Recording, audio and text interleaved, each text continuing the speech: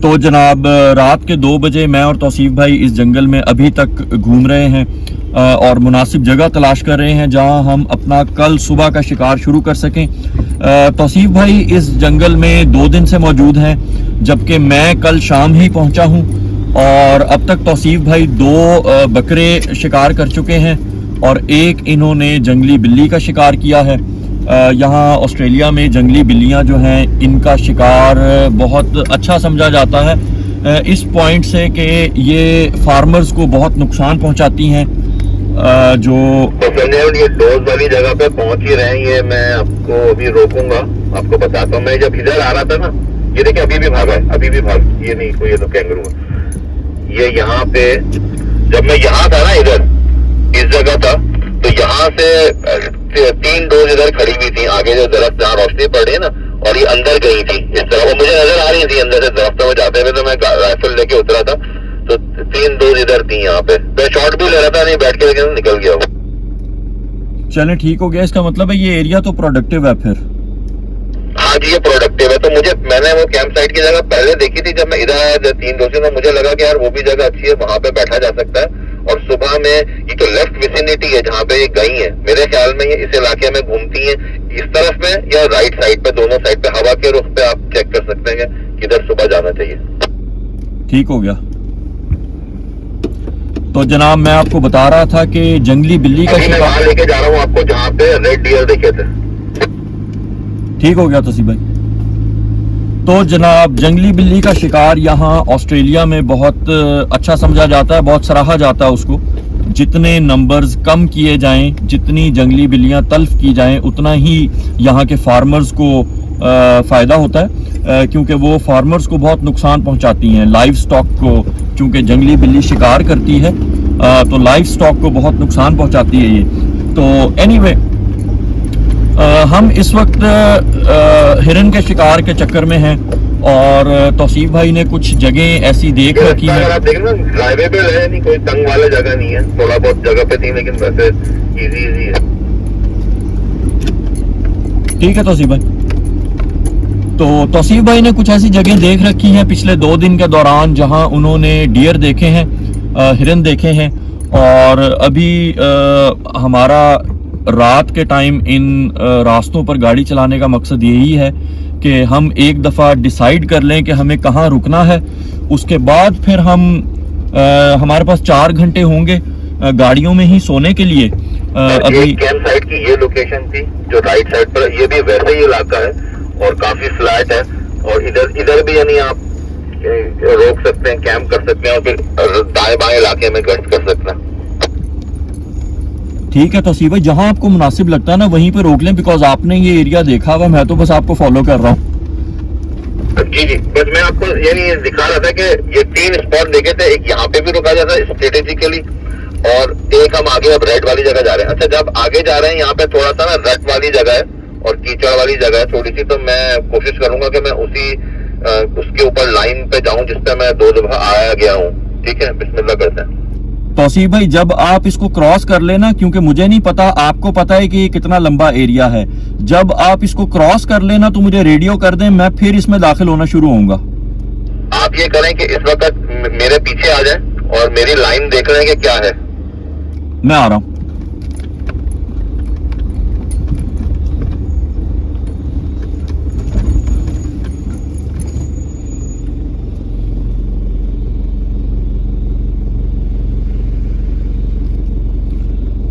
तो मुझे भी यहाँ पे अब लो गियर लगाना पड़ेगा और गाड़ी का लो गियर मैंने इंगेज कर लिया है। तो लो गियर के अंदर ये गाड़ी निकलेगी यहाँ से। मैंने गाड़ी रेट में नहीं डाली, बल्कि जो ऊपर वाले जो उठे हुए जगह उनके ऊपर चला के निकाली है। जी तौसीफ भाई आप थोड़ा सा आगे हो जाएं, बिकॉज मैं अपनी फ्लैश लाइट ऑन करूंगा। हाँ जी, मैं गाड़ी घुमा ही रहा हूँ। तो चलें, शिकार की बात तो पीछे रह गई। अभी देखें कि मैं अपनी फ्लैश लाइट ऑन कर रहा हूँ ताकि मुझे ये रट अच्छी तरह से नज़र आ जाए, और मेरी कोशिश होगी कि मैं वही लाइन लूँ जो तौसीफ भाई ने ली है। गाड़ी मेरी लो गियर में है और इसको एक्सेलरेट करने के बाद अल्लाह करे कि फंसे नहीं यहाँ पे और निकल जाए एक ही झटके में।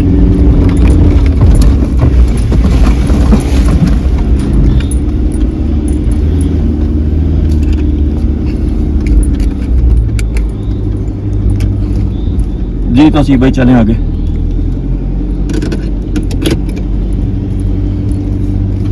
तो जनाब शिकार का यही मज़ा है कि इसमें सिर्फ गोली नहीं चलानी होती, बल्कि ये सारे पंगे भी इसमें पूरे पैकेज में शामिल हैं।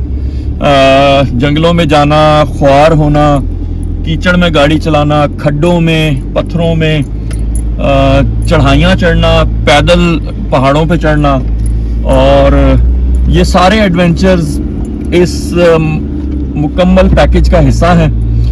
इसी वजह से हम ये खेलते हैं ये खेल कि ये बहुत चैलेंजिंग है। सो इस चैलेंज की वजह से हम इसे खेलते हैं और यही मज़ा है इस गेम का। आपसे मुलाकात होगी बाद में, शायद सुबह के वक्त। सुबह के 10:30 बजे का वक्त है और आप इस वक्त हमारी गाड़ियां देख सकते हैं। ये वो जगह है जहां हमने रात गुजारी है, तौसीफ भाई ने और मैंने अपनी अपनी गाड़ियों में। और सुबह उठने के बाद जब हम सुबह सादिक के वक्त उठे तो उस वक्त मेरा तो बिल्कुल हंटिंग का मूड नहीं था, बिकॉज़ कल मेरा वर्किंग डे था और काफ़ी लंबे दिन के बाद फिर बहुत ज़्यादा ड्राइव भी किया। तो ऑलमोस्ट 8 घंटे ड्राइव करने के बाद सिर्फ 2 घंटे की नींद, जबकि मैं पिछले कोई 17-18 घंटे से एक्टिव था, या ड्राइव कर रहा था या फिर काम कर रहा था, और खाना भी इस दौरान प्रॉपर नहीं खाया था। तो मुझे फ़ील नहीं हो रहा था कि मैं कोई बहुत एक्टिव हूँ और इधर हिली टेरेन के अंदर मैं कोई बहुत अच्छा परफॉर्म कर सकता हूँ। तो फिर मैंने ये सोचा कि अपने आप को पुश ना किया जाए, क्योंकि पहली मॉर्निंग ही अपने आप को पुश करने से बाकी सारा हंट ख़राब हो जाएगा। हमारे पास अगली मॉर्निंग भी है, फिर दिन भी है, फिर शाम का सेशन भी है।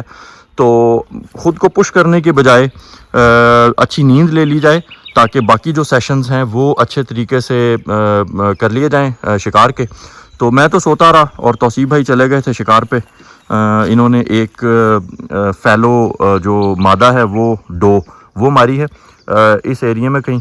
तो अभी नाश्ता वाश्ता करके हम जाएंगे वहाँ से मीट रिकवर करने के लिए।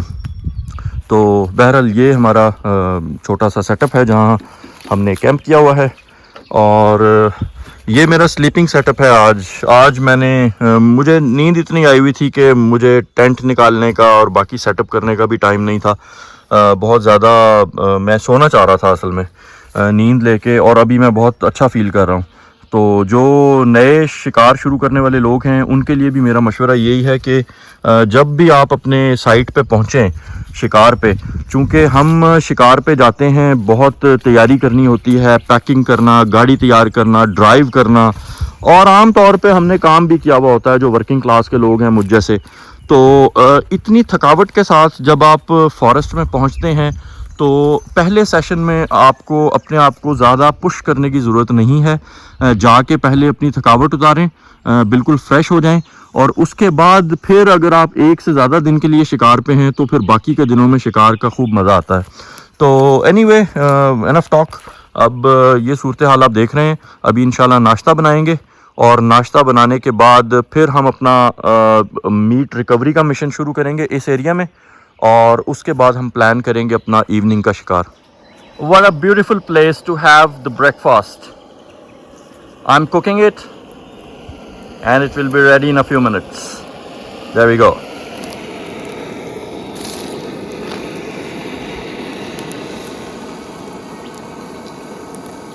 तो जनाब हमारे सुबह के सेशन का तो अख्ताम हुआ।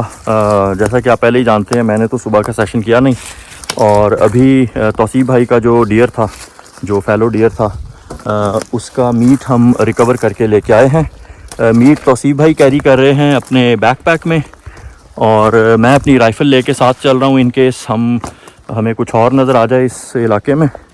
तो अभी कैंप पे वापस जाएंगे, वहाँ पे तौसीफ भाई फिर प्रिपेयर करना शुरू कर देंगे। शाम के टाइम जो हमारी टिक्का पार्टी है उसके लिए डियर के बैक स्ट्रैप्स को मैरिनेट करेंगे, प्रिपेयर करेंगे, और मैं शाम के शिकार में निकल जाऊँगा। जिस इलाके में तौसीफ भाई ने डो मारी है उससे मैं तकरीबन कोई आधा किलोमीटर या उससे 1 किलोमीटर आगे के एरिया में मैं जाके किस्मत आजमाई करूँगा। तो देखते हैं शाम में क्या बनता है।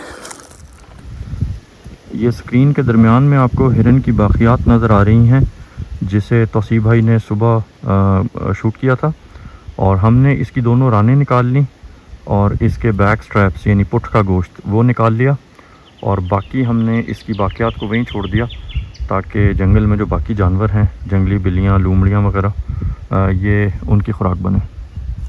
अल्हम्दुलिल्लाह अभी मैंने एक डियर को शूट किया है। मैं इस पहाड़ी के ऊपर था, ये पत्थरों के ऊपर से मैं ये सामने का एरिया मॉनिटर कर रहा था और आप डियर को देख सकते हैं स्क्रीन के मिडल में। तो काफ़ी देर से, कोई 2-2.5 घंटे से मैं बैठा ये एरिया मॉनिटर कर रहा था। तो ये झाड़ियों से निकला है अचानक और इसको मैंने शूट किया।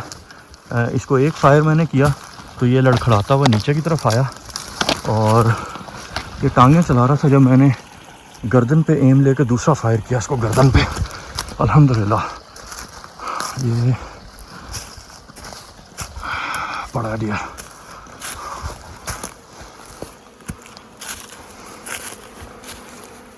तो ये एक मादा हिरन है जो जंगल में इस गेम ट्रेल पे चल रही थी और मैंने इसको इस गेम ट्रेल पे चलते हुए देखा। इस डायरेक्शन में ये सफ़र कर रही थी और ये तकरीबन यहाँ पे खड़ी थी। यहाँ जब मैंने इसको सामने से देखा उस हिल की टॉप पे, वो जो पत्थर पड़ा है उसके ऊपर वाले एरिया में, तकरीबन यहाँ मैं खड़ा था। हिल टॉप से मैंने इसको देखा, वहाँ से मैंने इसको फायर किया यहाँ खड़े हुए। इसको हार्ट शॉट लगी है और ये जो पिंक कलर का ब्लड है ये बेसिकली लंग से आता है। इसको proper heart and lung shot लगी है इसको। और ये फिर लड़खड़ाती हुई इधर गई जहाँ मेरी राइफ़ल पड़ी है इस वक्त। तो इसको दूसरा शॉट मैंने वहाँ खेला जो कि अपर नेक पे था, उसने इसकी स्पाइन को भी तोड़ा। तो ये जानवर बहुत अच्छी उम्र का जानवर है। 1 साल के करीब इसकी उम्र होगी और बड़ा अच्छा टेंडर मीट होता है इसका। सो मैं अभी इसका मीट निकालूँगा। तौसीफ भाई ने भी एक अभी शॉट खेले थे तो एक मादा हिरन उन्होंने भी मारी है, लेकिन वो कैंप के पास है। तो बहरहाल शाम हो रही है, अभी अंधेरा होना शुरू हो गया। तो मैं फटाफट छुरी चलाऊँगा। इसमें से मुझे राने चाहिए, बैक स्ट्रैप्स चाहिए, वो मैं निकाल के तो कैंप की तरफ जाऊँगा। मुझे तकरीबन कोई 1-1.5 घंटा लग जाएगा पहुँचने में।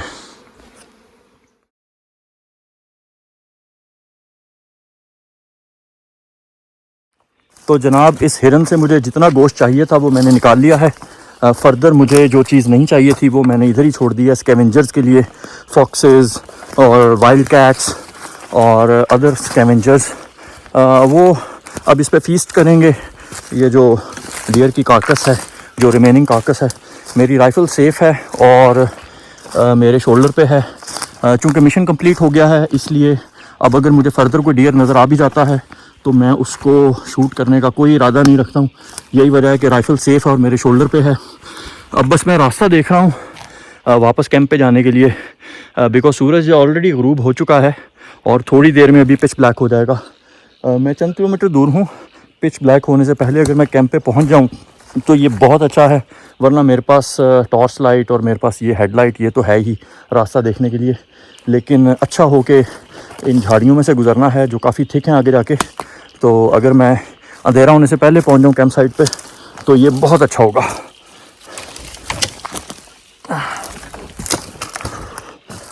तो अभी मैं कैंप पे वापस आ गया हूं और अभी तौसीफ भाई की गाड़ी इधर नहीं है। अभी मेरी रेडियो पे उनसे बात हुई है।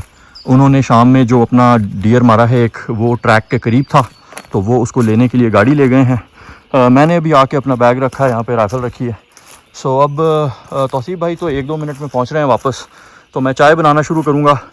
पहले तो चाय पियेंगे, थोड़ी थकावट उतारेंगे। अंधेरा होने लगा है, सूरज ग़रूब हो चुका है और जनाब चाय वाय पी के गाड़ी पे लाइट जलाते हैं, फिर अपना बारबेक्यू बनाते हैं और फिर देखते हैं कि कल की क्या स्ट्रेटजी है। मैं वैसे उनको यही मशवरा दूंगा तौसीफ भाई को कि हम पैकअप करें और बस रात में सोएं और सुबह मॉर्निंग में हम जल्दी यहाँ से निकल जाएं। बिकॉज सुबह हंट करने का अब हमें फ़ायदा नहीं है। मेरा ख्याल है तौसीफ भाई ने तो काफ़ी कुछ हंट कर लिया है, मैंने भी एक डियर हंट कर लिया है।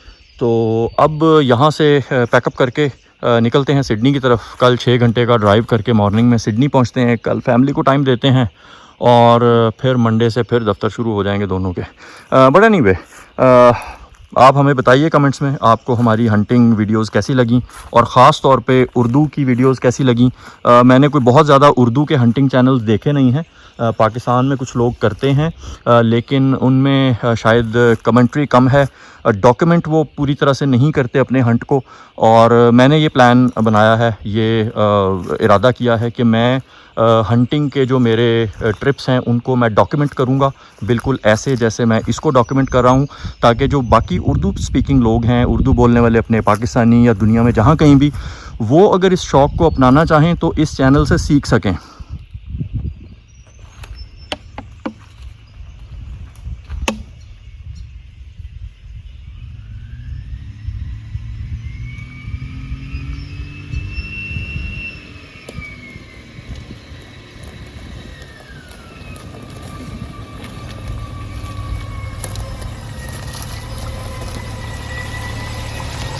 तौसी भाई, अगर आप गाड़ी थोड़ी सी पीछे रखें ना, हाँ। तो ये जो मेरी गाड़ी की साइड है ना, यहाँ पे हमारी लाइट लग जाएगी और हम यहाँ बैठ जाएंगे बड़े आराम से, खाना वाना इधर खा लेंगे। जी बस काफ़ी है, ठीक है ठीक है। ये मेरी गाड़ी की साइड में ये जगह हो जाएगी बैठने के लिए, बोतलें हटा देंगे यहाँ से।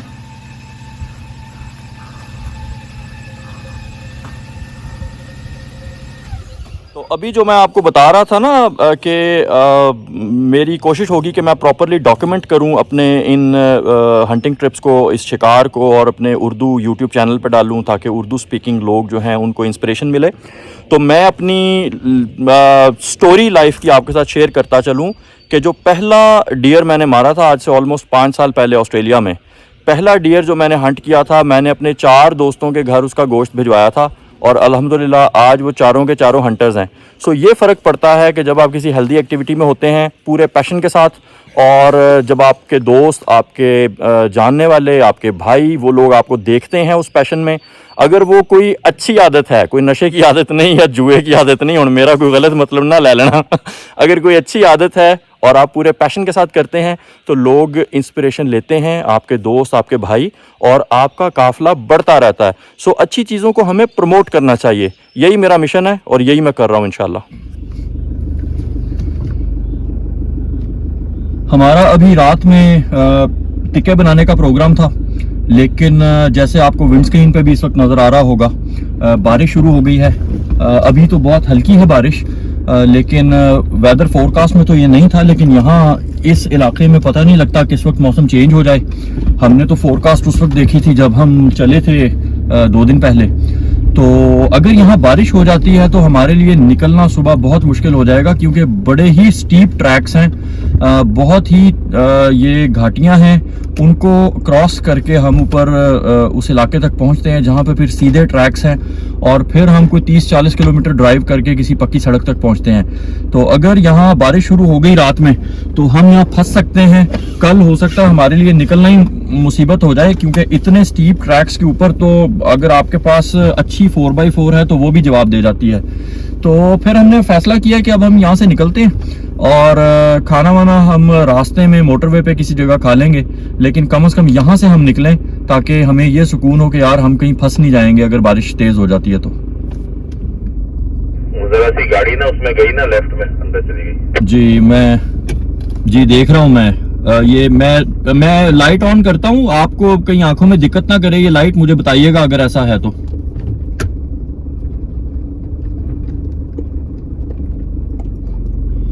वही हुआ जिसका डर था। अभी तो बारिश हुई भी नहीं, लेकिन ट्रैक पे ये पानी था। इस पानी को कल तो हमने क्रॉस कर लिया था, लेकिन आज क्रॉस करते हुए इसको तौसीफ भाई की लैंड क्रूजर फंस गई है यहाँ। तो अभी देखते हैं क्या सिचुएशन है। मैं थोड़ा करीब जाता हूँ, मेरा ख्याल इनके व्हील स्पिन कर रहे हैं कीचड़ के अंदर।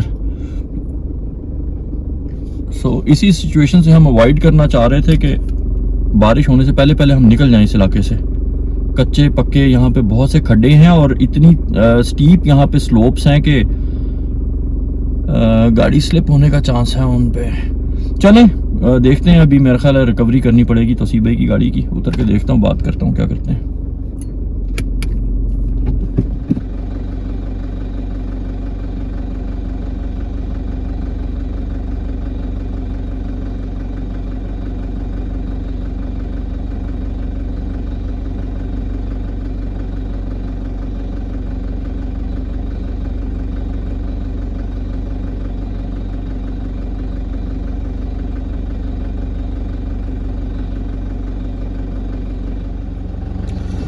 तौसीफ भाई की गाड़ी बड़ी बुरी तरह से फंसी है और अभी उसको विंच कर रहे हैं,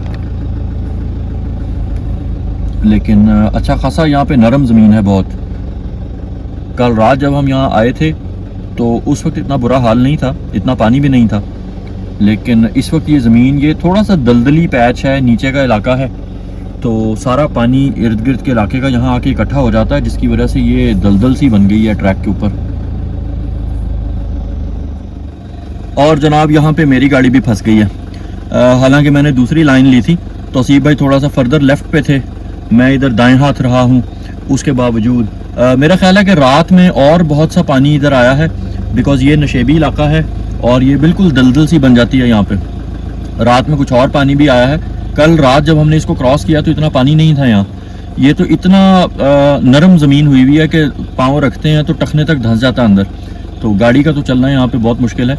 तौसीफ भाई ने विंच के ज़रिए रिकवरी की है, अभी ये रिवर्स करके आएंगे और फिर मुझे यहाँ से रिकवर करेंगे। सो इस दलदली इलाके में हम दोनों की गाड़ियाँ फंसी, लेकिन अल्हम्दुलिल्लाह तकरीबन कोई पौने घंटे की एफर्ट के बाद अब दोनों गाड़ियाँ ऑन ट्रैक हैं वापस। तो अभी ये जंगल का बहुत बड़ा इलाका पड़ा है, अभी तो हमने कोई 30-40 किलोमीटर हमने जंगल के अंदर गाड़ी चलानी है। उसके बाद फिर हम कोई 25-30 किलोमीटर बाहर ट्रैक्स पे चलाएंगे, कच्चे ट्रैक्स के ऊपर इस जंगल से बाहर निकल के, और तब जाके हमें कोई पक्की रोड मिलेगी और फिर 6 घंटे का वापस हमारा सफ़र है। ये फासला तकरीबन इतना बन जाता है जितना लाहौर से कोई पेशावर का फासला है, अगर आप इसको पाकिस्तान की ज्योग्राफी के तनाजुर में देखें। और अगर आप इंग्लैंड से देख रहे हैं हमारी वीडियो, तो मैं आपको कोई ऐसी एग्जांपल नहीं दे सकता। मेरा ख्याल है शायद आप अपने south eastern part of England से आप ऊपर वेल्स तक चले जाएं, अपने स्कॉटलैंड तक चले जाएं, बिल्कुल नॉर्थ वेस्टर्न पार्ट तक, तो शायद इतना सफ़र तो वो भी नहीं बनेगा। छोटा सा तो आपका मुल्क है यार। कनाडा वाले हमारी बात समझ सकते हैं, अगर कनाडा में आप लोग देख रहे हैं इस वीडियो को तो आप समझ सकते हैं कि अच्छा खासा फासला है, तकरीबन कोई 550 किलोमीटर का फासला है जो हमने तय करना है रोड पे वापस सिडनी पहुंचने के लिए।